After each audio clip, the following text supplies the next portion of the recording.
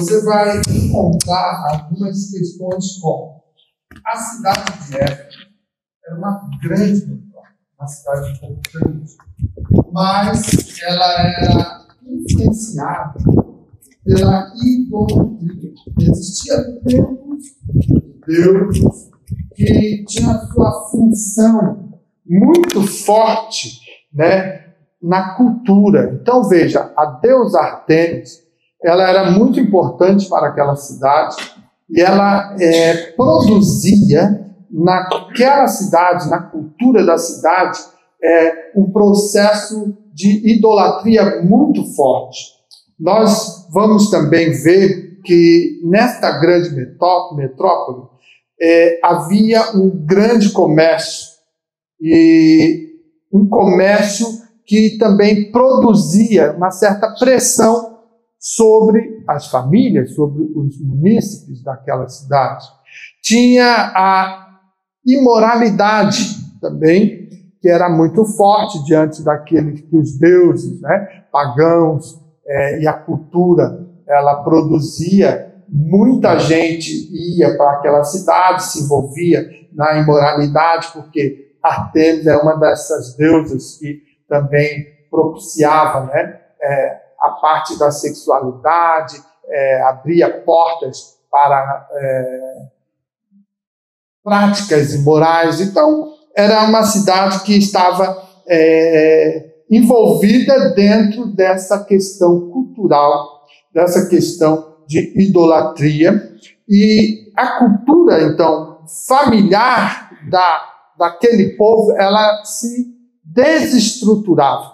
Ela não conseguia ficar seguindo uma linha, por quê? Você sabe, você tem família, de repente nem todos da tua família são cristãos, alguns têm outros caminhos, buscam outras respostas para seus desejos carnais, e você sofre com isso. Isso traz e afeta dentro do teu seio familiar uma certa dificuldade, um desgosto de certa maneira. Por quê? Porque você é cristão, temente a Deus, observador da palavra, você sabe que o caminho que a Bíblia orienta é para alcançar os céus, para amar, agradar e servir a Deus. E quando alguém destoa dessa realidade, então essa pessoa acaba trazendo, porque temos vínculos com ela, temos uma relação de pai, de filho, de esposa, de irmão, né? Existem vínculos de relação, de amor com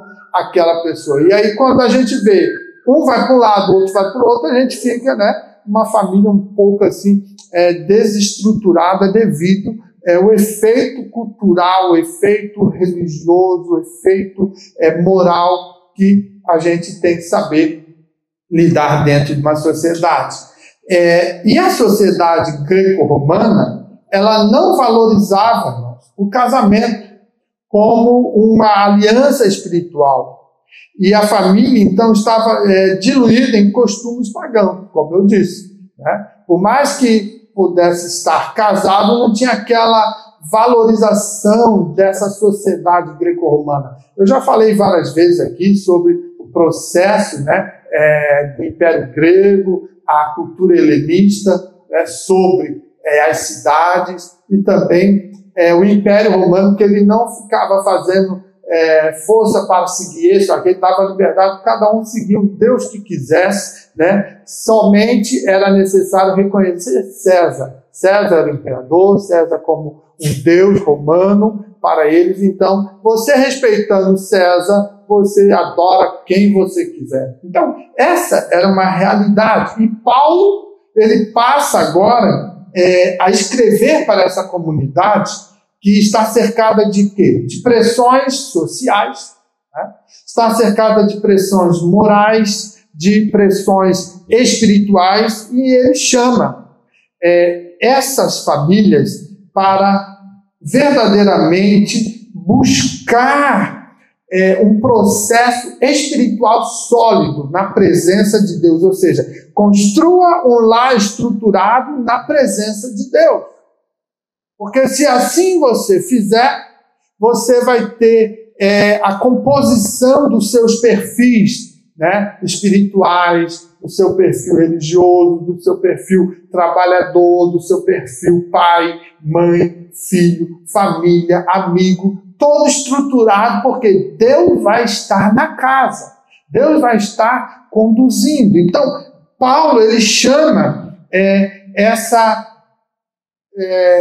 ele lembra para essas famílias, para esses cristãos, que estão vivendo a novidade do Evangelho. Então veja quando ele fala em Efésios 2,19, ele diz, assim vocês já não são estrangeiros, mas membros da família de Deus. Olha a importância que ele traz na comparação para inserir você, crente, que faz parte agora de uma família. Você não está isolado, solitário, abandonado. Você é pertencente a uma família. E isso nos traz, até o dia de hoje, esse conceito de família, essa importância de ser valorizado, de ter o seu espaço dentro do ambiente, mesmo de pessoas distantes, diferentes, com outras culturas, com outras formações, com outras maneiras de lidar no dia a dia, quem sabe, mas você, estando debaixo da graça, do sangue do Cordeiro, você também tem condições de chamar, eu sou filho de Deus. Isso é importante, por quê? Porque a palavra de Deus, irmãos, ela é recheada com resposta para as nossas questões. Quando nós paramos para verdadeiramente buscar a ler a palavra, a guardar a palavra e viver a palavra, nós seremos orientados pelo Espírito Santo para ser conduzidos nos caminhos de louvar e engrandecer o nome do Senhor. Então, as respostas virão. E veja que, no contexto do ensino de Jesus em Mateus, nós falamos no contexto de Éfeso, né? Da carta aos Efésios. E agora, no contexto, no cenário do ensino de Jesus em Mateus, nós vamos ver o quê? Que Jesus ele vai falar sobre a casa construída sobre uma rocha e a casa construída sobre a areia. Então, ele traz esse paralelo mostrando o quê? Que quando verdadeiramente a casa é construída sobre a rocha, ele vai dizer o seguinte: a vida precisa ser fundamentada na obediência. Quem é pedreiro aqui sabe que não dá para levantar um edifício, uma construção, simplesmente colocando a primeira fileira de tijolo no barro, sem uma estrutura que possa dar suporte a essa construção. Qualquer movimento, qualquer situação que venha de encontro com essa estrutura vai fazer ruir, vai cair.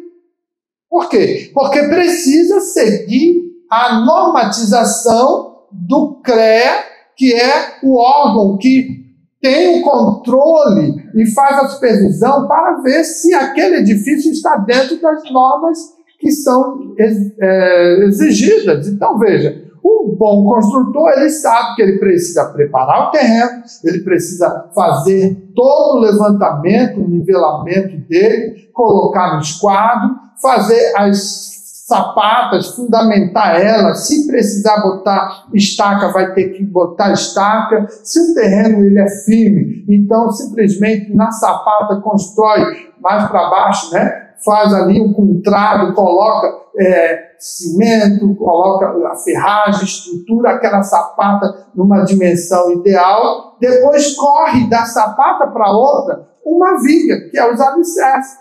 Fazendo toda a estrutura dessa, o que acontece? O terreno sendo um terreno próprio, né, que vai conseguir aguentar aquela edificação, é só levantar. E ela vai ser amarrada, né? Hoje você pode ver ali atrás, aquele fosso ali do elevador, todo estruturado, parece um caixotão. Mas ali tem vigas, ali tem ferragem, ali tem, né, todo um processo necessário para suportar o peso. E você, daqui mais uma semaninha, conseguir descer e subir, só não fique descendo e subindo, né? Mas vai ser importante. Você vai ter segurança de chegar e deixar essas escadas aí e vir para a igreja mais alegre, contente, dando glória a Deus. Essa é uma bênção do céu. Por quê? Porque foi todo estruturado para levantar aquela edificação. Então, quando Jesus ele trabalha essa condição de uma casa construída na rocha, ele está falando assim, a vida do cristão, a vida familiar, ela precisa ser fundamentada na obediência. E o que é? Obedecer o quê? A palavra. Quer ter sucesso, resultado na tua vida? Leia a Bíblia, guarda no coração e pratica. Você vai ser totalmente reestruturado no seu caráter. A sua personalidade pode até ser forte, mas de repente o Espírito Santo vai falar, ei, crente, fica quietinho aí, né? Dá glória. Aí você vai sendo moldado quando você lê e deixa a palavra trabalhar no seu coração. Ele também vai falar que a vida fundamentada apenas em religião externa, né? Isso não dá condições. É a relação que ele usa, né, em Mateus, quando a casa é construída na areia, ela não se sustenta. Então, se a vida for fundamentada apenas numa religiosidade, isso não traz benefício. Muitas das vezes, nós vamos buscar lá de trás. Quando aceitamos Jesus lá nos idos, talvez tenha alguém aqui de 1930, né? 1940, 1950, 1960. Como era o processo? Totalmente diferente do dia de hoje. O tempo passa, há uma dinâmica do mundo acontecendo a ponto que nós precisamos saber se adequar, sem os extremos, os exageros.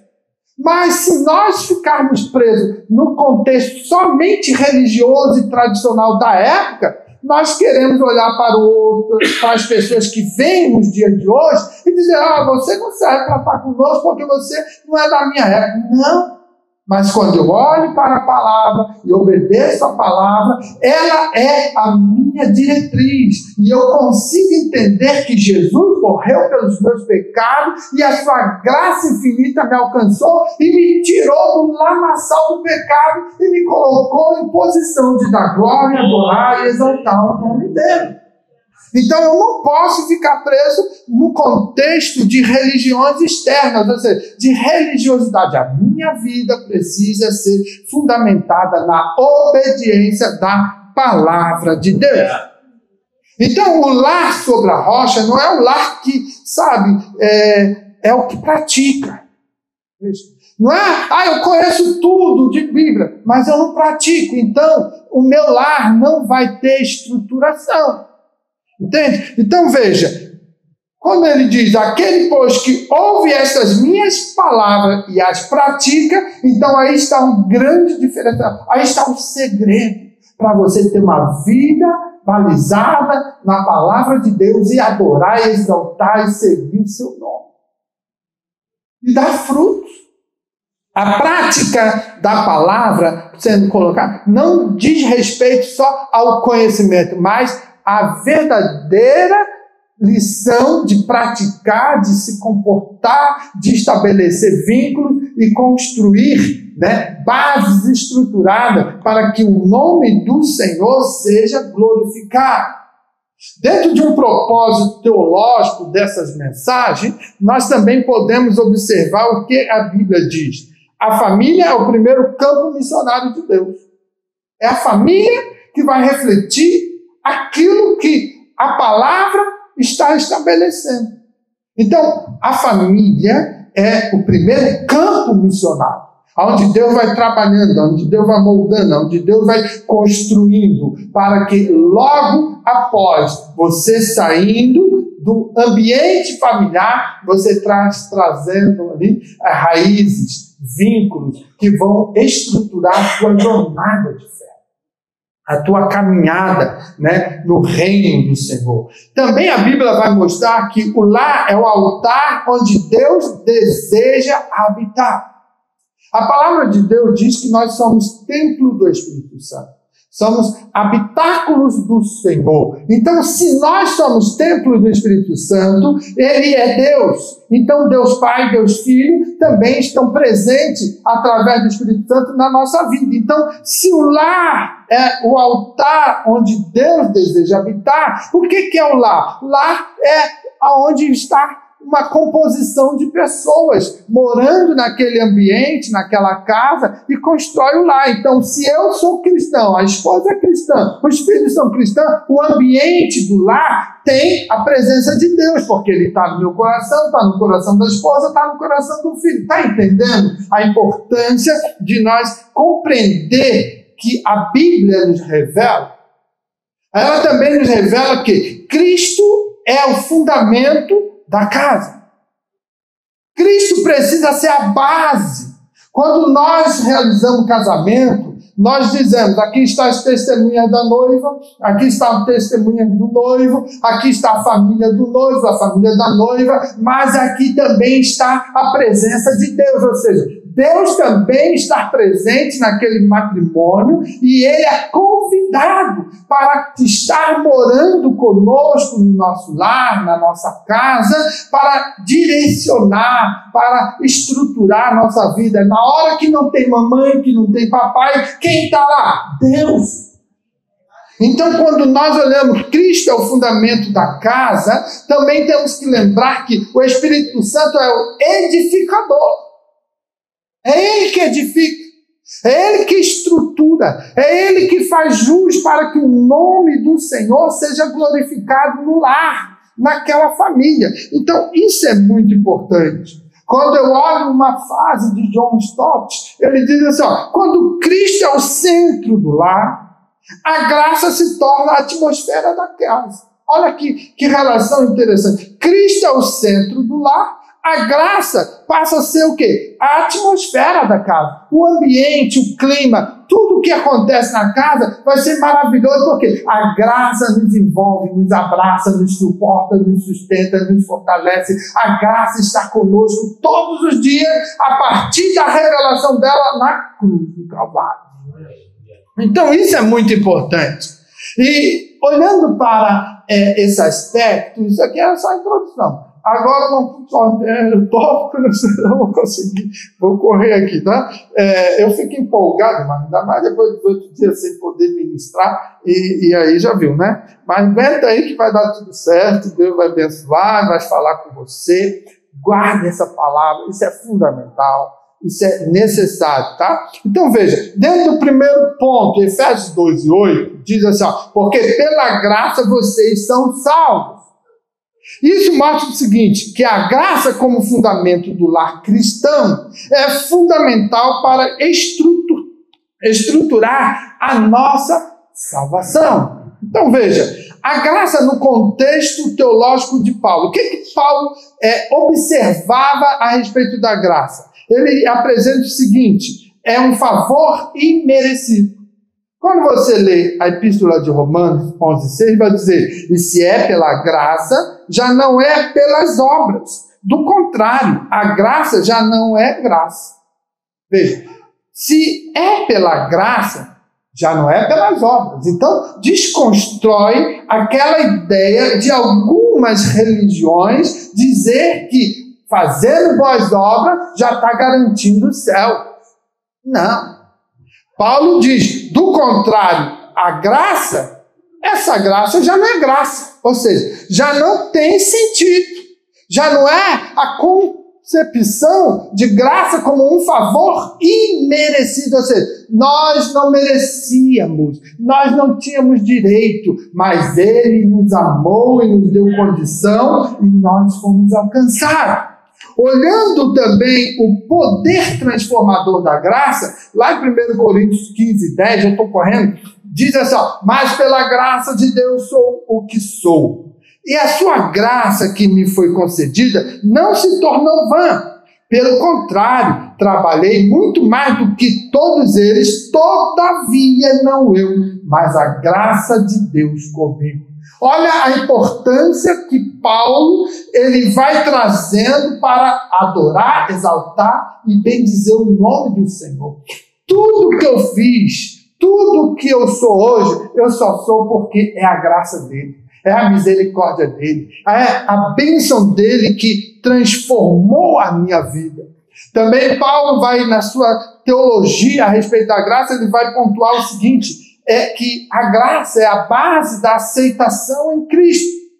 Está lá em Efésios 1:6 quando diz, para louvor da glória de sua graça, que ele nos concedeu gratuitamente no amado. Olha que interessante. Para louvor da glória de sua graça, que ele nos concedeu gratuitamente, não é pago. Não existe mais necessidade de pagar um preço caro. Não tem porque eu tenho que subir as escadarias da Penha lá no Rio de Janeiro, como é de costume de alguns, para pagar a promessa de joelho. Eu vou subindo lá seus 300 e poucos degraus de joelho, se lascando todo, para poder dizer assim, eu quero pagar. Não, ele já pagou na cruz. O amado da tua alma já conquistou o resultado. Então, a base da graça é a aceitação em Cristo. Isso é muito importante, porque quando Paulo ele orienta a respeito, ele diz que a graça não era apenas um conceito, mas é base de uma nova humanidade reconciliada. Isso é muito importante para nós fazermos uma reflexão a respeito do mundo de hoje. Se todas as pessoas pudessem seguir a luz da Escritura, né, o mandamento, seriam pessoas diferentes. Mas hoje o que estão fazendo? Querendo tirar a Bíblia dos ambientes públicos. Não querem mais dar espaço para a palavra de Deus no ambiente escolar. E isso faz o quê? Um distanciamento, estão rejeitando a graça, enquanto que a graça quer ser base para mudar e transformar a sociedade e a humanidade. Quando eu olho também para a graça como estrutura relacional do lar, que é o foco de hoje, o culto da família, então a gente está falando de um lar cristão, ele deve refletir a natureza da graça. O que é isso? É dizer que o perdão substitui a acusação. Eu vou te acusar a vida toda. Há casamentos se desmoronando porque alguém errou. E aí diz, eu vou te perdoar, mas na primeira oportunidade já lança na cara aquilo que ele fez. Acusa um. Você falhou, você não é merecedor, você não tem moral. Acabou. Quando a Bíblia fala que devemos perdoar, nós temos que perdoar e deixar, abandonar, não continuar trazendo à tona aquilo que nos acusava. Satanás, o grande acusador, ele preparou a cédula dos nossos pecados, mas Cristo cravou nele na cruz e disse assim, está tudo perdoado. Certa feita, né? Martinho Lutero, ele disse que foi confrontado pelo diabo e ele começou a relacionar, tu é isso, acusando tudo que ele era falho, tudo aquilo que ele praticava, que ele errava, e ele foi fazendo uma lista, e quando chegou lá no final, não tem mais nada, não, o sangue do Senhor Jesus Cristo me perdoa de todos os pecados. O que acontece? A graça, ela tem esse processo estrutural, relacional no lar. Então o perdão, ele substitui a acusação. A restauração substitui a rejeição. É importante também. Dentro de um ambiente, muitas das vezes, as pessoas começam a rejeitar certas situações. E começa a criar o quê? Um afastamento, uma dificuldade no processo relacional. Então, quando a restauração da graça, ela te alcança e ela começa a ser transformadora na sua vida, ela vai substituir aquilo que às vezes era necessário rejeitar. Você consegue se aproximar, você consegue conviver, você passa a ter uma relação mais edificante. Aqui também nós podemos ver que no lar cristão, refletir a graça, né? A gente vai ver que a edificação substitui a crítica. Em vez de ficar toda hora criticando, toda hora dizendo que não é merecedor, que é um burrinho, né? Que não vai dar nada, e isso, aquilo, outro, você passa a edificar, né? Dá um elogio edificante, né? Mostra e supera aquela crise que às vezes, né, dificuldade cultural, às vezes dá muito isso. Quando um cônjuge, ele é catedrático, né? Tem uma cultura muito excelente e de repente o outro, ele não tem às vezes o primário. Aí começa, você não entende, você é burrinho, você é burrinha, você não merece. Não faz isso. Se pelo processo do amor, da paixão, os olhares se cruzaram e brilhou ali um sentimento agradável, a partir dali tem que saber equilibrar. Se você é muito inteligente, então faça dessa inteligência um processo de edificação no seu relacionamento e construa um lar sem crítica, sem estar diminuindo, sem ser algo destrutivo, mas usa isso na graça de Deus para que o seu lar seja uma bênção. É importante. Muitas das vezes nós no gabinete vamos tratar pessoas com essa dificuldade. Tem pessoas, pastor, eu sou pastor, mas tem pastor também. Tem pessoas que eles fazem o seguinte, eles anulam o cônjuge. A pessoa fica simplesmente anulada. Não tem mais sentido, não tem vida, fica vegetando de certa forma. Por quê? Porque tudo depende do fulano ou do ciclano. Então veja, quando você entende que a graça e a natureza dela no relacionamento do lar é para estruturar em um processo de edificação e não de crítica ou de desprezar, você vai bem, Deus vai ser louvado, entende? O lar que vive pela graça, ele se torna lugar de cura emocional. Se existe uma necessidade no seu lar, no seu convívio familiar de cura emocional, é através da graça. Tem que cultivar isso. Tem que desenvolver para que Deus seja louvado na sua vida. A W. Tozer, um grande teólogo, né, ele falou o seguinte: a graça é a bondade de Deus, agindo em favor dos que nada merecem e nada podem retribuir. Veja, uma bondade de Deus a teu dispor, estando nas tuas mãos para você saber verdadeiramente usufruir. Então veja, quando nós não merecíamos e não podíamos pagar por isso, Ele nos concedeu. Então é importante nós entendermos que a graça cura relacionamentos desgastados. A graça edifica casamentos feridos. A graça dá aos pais sabedoria para corrigir.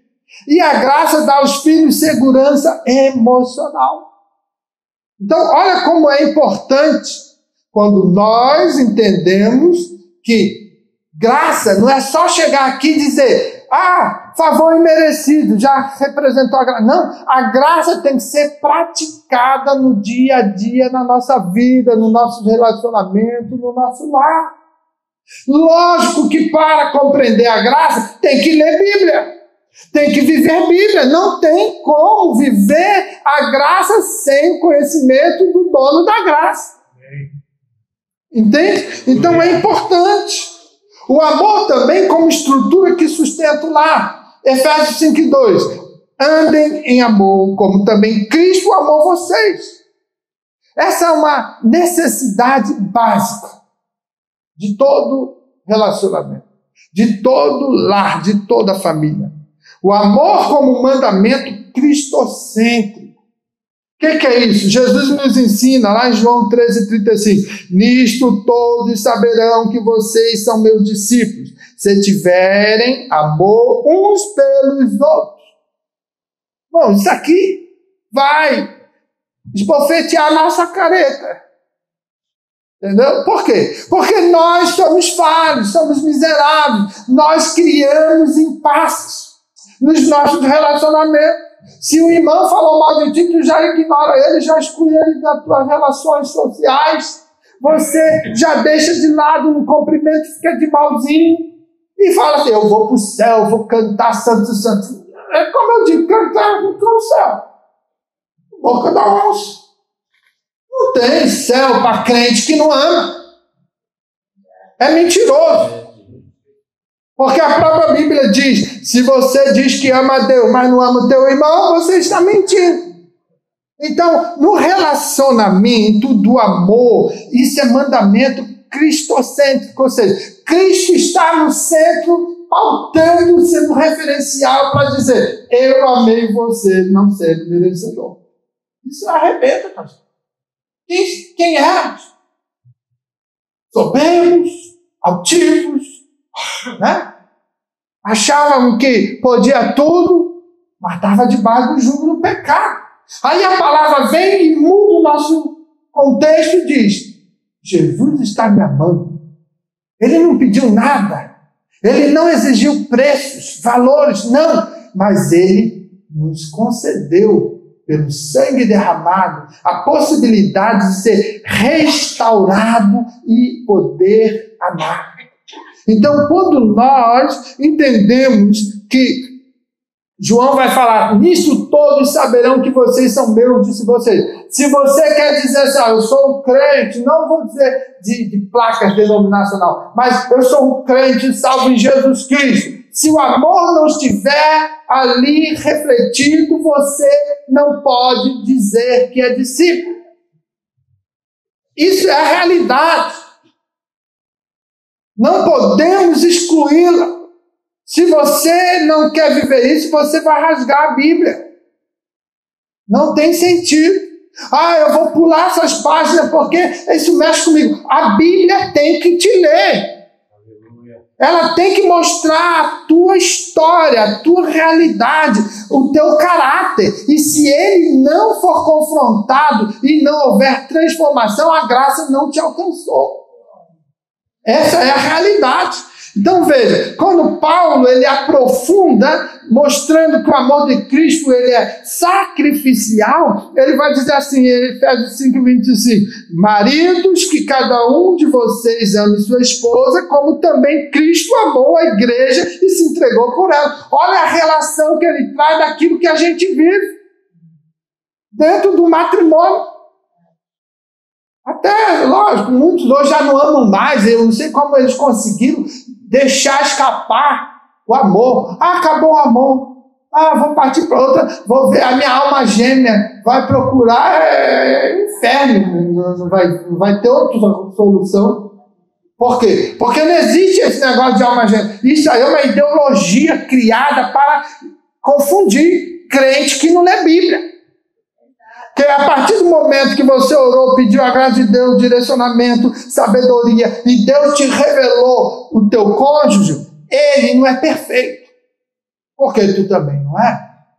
Mas uma coisa é certa, ele diz que, assim como os maridos, que cada um de vocês ame a sua esposa, diz, ei maridão, ama a esposa. Ela pode não ser mais a linda princesa, né? A Cinderela, que você, na época do paixão, estava cego. Não, você tem que dizer assim, a minha esposa é a mais linda do mundo. Ela é tua. Tu não pode nem olhar para o terreno dos outros. Né? Não. É a tua. Ela tem que ser falada e colocada que ela é a tua princesa, a tua rainha. E não fica criando história, não, que não tem base bíblica para você ficar pulando, né, de relacionamento achando que está certo. Não, abre os olhos. Abre os olhos. Entendeu? Mas é uma cruz. Leva a tua cruz. Até o final. Até o final. Nós estamos falando de família. Tem que saber lidar nessa relação. Entende? Então, Paulo traz, se o marido ama a sua esposa, como Cristo amou a igreja e se entregou por ela. Olha aí. Cristo amou a igreja. Ele não precisava de nós. Mas ele amou. Por quê? E Deus amou o mundo de tal maneira que deu o seu Filho unigênito para que todo aquele que nele crê não pereça, mas tenha vida eterna. Olha aí. Quando nós paramos para pensar isso, quem é esse amor? Deus.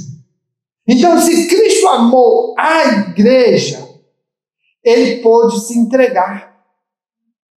Talvez tem famílias que têm um vínculo tão forte de amor entre os participantes da família, os membros, que se de repente alguém está doente, que está lá morrendo, né? E aí ele fala, se eu pudesse eu ficava no teu lugar para você viver e eu morrer. Por quê? Porque expressa o quê? O amor pelo outro, não querer perder, não querer se separar. Mas tem aquele que fala, olha, eu já estou pensando na próxima, vai ser linda, maravilhosa. Já pecou. Entendeu? Cristo não fez esse pensamento.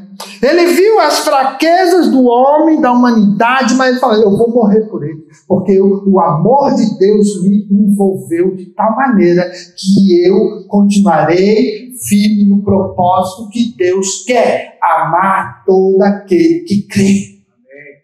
Entende? Quando eu olho também para Paulo mostrando que o amor de Cristo é edificador, eu vou ver Efésios 4,16 que diz assim, ó, de quem todo o corpo bem ajustado e consolidado pelo auxílio de todas as juntas, segundo a justa cooperação de cada parte, efetua o seu próprio crescimento para a edificação desse mesmo em amor. Então veja, a harmonia, o equilíbrio.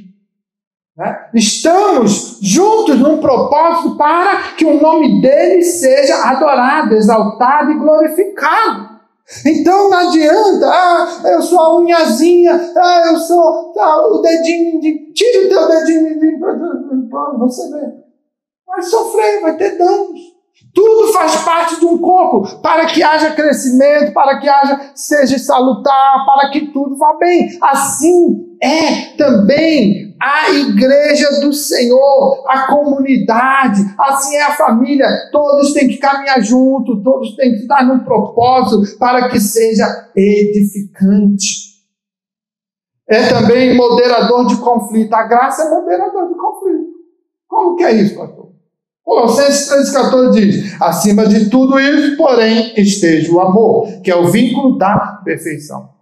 Tem problema, tem crise, tem luta, tem atribulação, mas a graça ela vai equilibrar. A graça vai te dar força, a graça vai te sustentar, ela é o vínculo para ir aperfeiçoando. Quando eu digo, se você tem uma personalidade forte, e você, não leva o desaforo para casa, eu não suporto isso. Se a graça tomar conta da tua vida, você vai sendo equiparado, você vai sendo estruturado, e quando você menos espera, aquele valentão já não é mais valentão. Qualquer coisinha já derrama lágrimas na presença do Todo-Poderoso. Isso é muito importante. Quando nós olhamos também a teologia do amor no contexto familiar, vamos ver o seguinte, o amor no lar não é emoção, é decisão espiritual.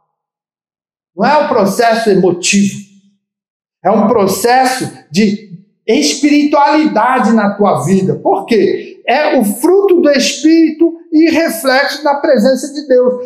Precisa o crente ter fruto do Espírito. Precisa apresentar, precisa desenvolver fruto, porque quando isso acontece, o reflexo dizendo o seguinte, olha, Deus está na vida dele. Deus é o Senhor do lar, Deus é o Senhor da família, Deus é o Senhor desse coração. É importante nós entendermos isso. Deus diz o seguinte, o amor cristão é uma escolha, sustentada por Deus acima dos sentimentos instáveis. Olha, o amor cristão é uma escolha. Sustentada onde? A base de sustentação, Deus. E está acima de qualquer sentimento, emoção, qualquer instabilidade sentimental.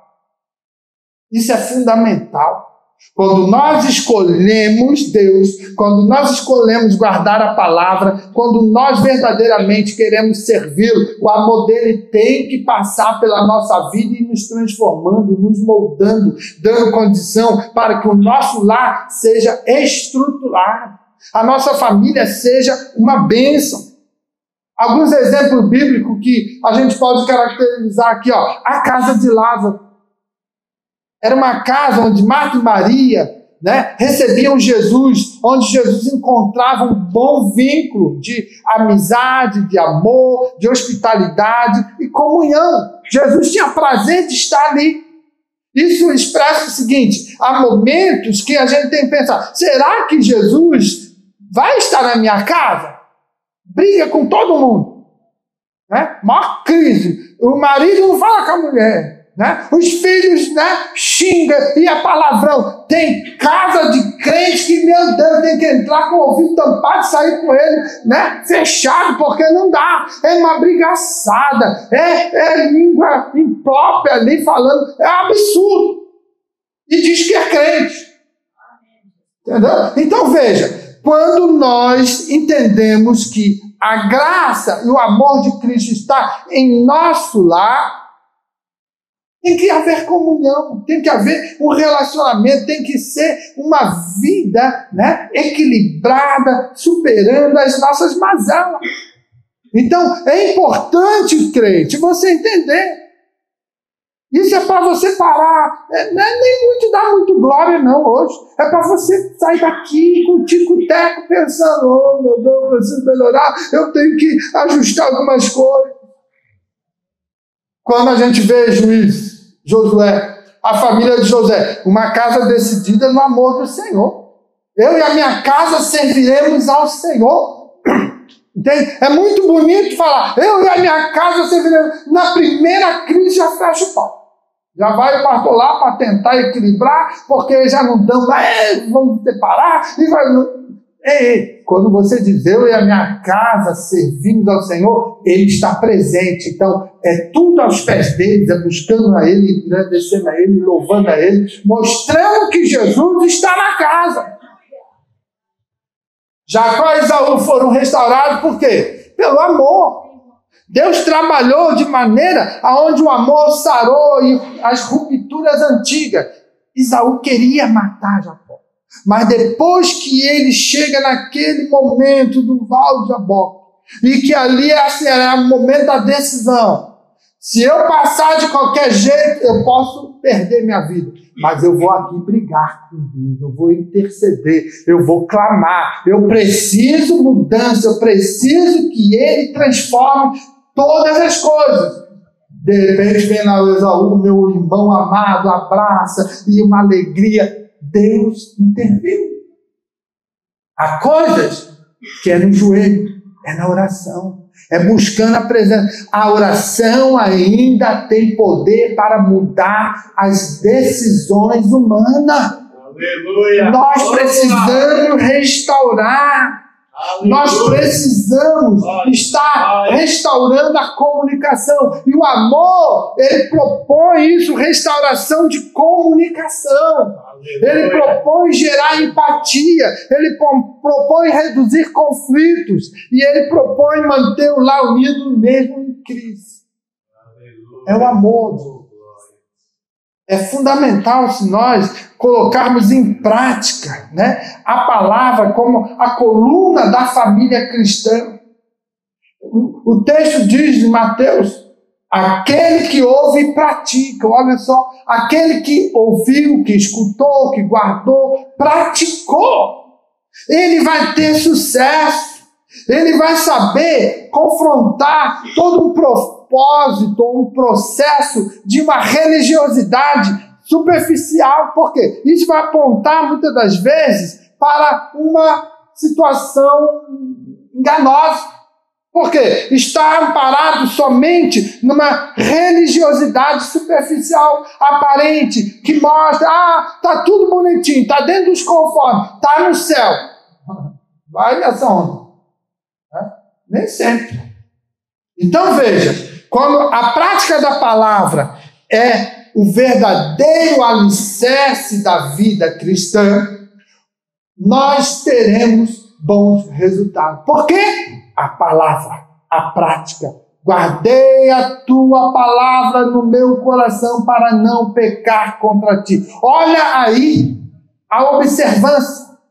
Guardei a tua palavra, ou seja, a tua palavra é preciosa, a tua palavra é importante, a tua palavra é necessária, então eu tenho que guardar.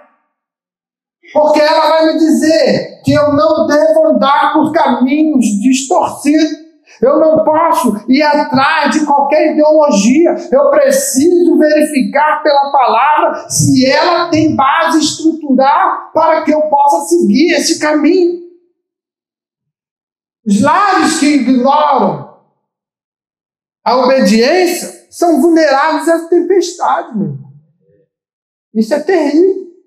Então é necessário que a palavra venha a ser a base. Quando nós olhamos que a Bíblia fala, a casa encontra direção. Salmo 119, 105. Lâmpada para os meus pés é a tua palavra, é luz para o meu caminho. Olha aí o direcionamento. Quando nós olhamos que os relacionamentos são alinhados, então veja, não saia da boca de vocês nenhuma palavra suja, mas unicamente a que for boa para edificação, conforme a necessidade, e assim transmita graça aos que ouvem. Isso aí está em Efésios 4, 29. A sabedoria para decisões também. Isso vai direcionar Provérbios 3, 5. Confie no Senhor de todo o seu coração e não se apoie no seu próprio entendimento. Reconheça o Senhor em todos os seus caminhos e Ele endireitará as suas veredas. São recomendações bíblicas. O ambiente espiritual é protegido. Como? Salmo 127, 1. Se o Senhor não edificar a casa, em vão trabalham os que a edificam. Se o Senhor não guardar a cidade, em vão vigia a sentinela. Então, são muitas recomendações na palavra, que se eu não ler, eu vou buscar, segundo o meu vizinho diz, a sabedoria do mais velho, do idoso, que diz assim, olha, cuidado, a minha experiência. Não. Se você é crente, se você é temente a Deus, e se você diz que quer morar no céu, se você não ler a palavra e guardar no coração, você não chega. Você vai ser destoado da sua jornada e desviado dos caminhos e propósitos do Senhor. Então é importante, amados, que nós venhamos verdadeiramente guardar a palavra do Senhor. Ela vai revelar a graça que vai sustentar lares na presença de Deus. Então veja, culto de família. Vamos falar daquilo que é necessário para a nossa família. E o que é necessário? Palavra, a Bíblia. Ela precisa estar sendo a bússola que direciona para onde nós queremos ir. Uma coisa, guarda bem isso. O inferno já está garantido. É só você não fazer nada. Vai direitinho. Mas o céu é com guerra, é com conquista, é com perseverança. Então, toma cuidado. Crente que não quer vir para a igreja, crente que não quer mais adorar, crente que não quer mais orar, crente que não quer ler Bíblia, crente que não quer mais ser crente. Toma cuidado. Você tem uma família e a tua família tem que estar estruturada. São necessários que você esteja verdadeiramente no equilíbrio. Então veja que se nós olharmos para Neemias, ele restaurou os muros. E Deus chama cada família para reconstruir o quê? Altar da oração. Está difícil. Olha como está difícil. Deus diz, reconstrói o altar da oração. Altar da comunhão. Famílias arrebentadas. Porque já não se conversa. Está lá no quarto, o outro lá na sala, manda um WhatsApp. Está assim. Ah, quer contar um segredinho? No WhatsApp não tem mais aquele processo de comunhão, de conversa. Tem que restaurar o altar do perdão. Precisa pedir perdão. Falhou, errou, reconheça, peça perdão. Isso não é dentro da igreja, não. É lá no lar que começa. Um lar que entra dentro, amparado nesses pilares, a igreja vai ser bênção. A igreja é reflexo do seu lar. E tem que restaurar o altar da obediência. Se nós restaurarmos o altar da obediência, nós vamos bem. Mas aqui, muitas das vezes, dentro do ambiente coletivo da igreja, todo mundo quer mandar. Eu não obedeço. É porque eu tenho que ser o líder. É porque eu tenho que mandar. Eu tenho que fazer assim. Eu não obedeço o homem. Eu obedeço a palavra. Mas nem guarda a palavra. Então veja, restaurar o altar da obediência é fundamental para a nossa vida. Queremos o céu, queremos dizer que vamos estar com Cristo eternamente, mas não queremos amar a sua palavra, não queremos guardar. Então, famílias firmadas na graça, estruturadas no amor, sustentadas pela prática da palavra, tornam-se casas inabaláveis. O diabo não entra, ele não põe no ambiente conflito, crise, porque está estruturada, abalizada pela palavra, pelo amor, pela comunhão, pelo perdão. Então Deus, Ele é o Senhor desse lar. Aleluia. Josué diz: eu e a minha casa serviremos ao Senhor. Você quer dizer isso, mas viva, pratique isso. Como são belos pés que anunciam boas novas do Senhor. Então é necessário. Quer sair da crise, do problema, dos conflitos, no lar, no matrimônio? Obedeça a palavra. Viva a palavra. E dessa forma você vai ser vitorioso. Oh, glória! Aleluia! Aleluia! Vamos colocar em pé. Passou um pouquinho da hora, mas já faz 18 dias que eu não falo. Então, bênção de Deus. Né? Restaurando, retomando o ritmo. Terça-feira tem mais. Vem na terça. Não falte, irmão, na terça. Venha ouvir a palavra enquanto pode ouvir a palavra. Poderá chegar um tempo que não vai ter mais palavra. Vai ter conversinha aqui no público. Vai ter brincadeira, chocarrice. Porque tem gente que não quer mais ler, não quer viver, não quer estudar. E aí vai dar o quê? Não tem o que dar. Entende? Então, aproveite, venha para a igreja. Sempre vai ter uma palavra de Deus ao seu coração. E Deus vai trabalhando, vai revelando, vai quebrando, né, todo embaraço que nós se envolvemos. O poder de Deus é tremendo na vida daqueles que permitem que Ele trabalhe.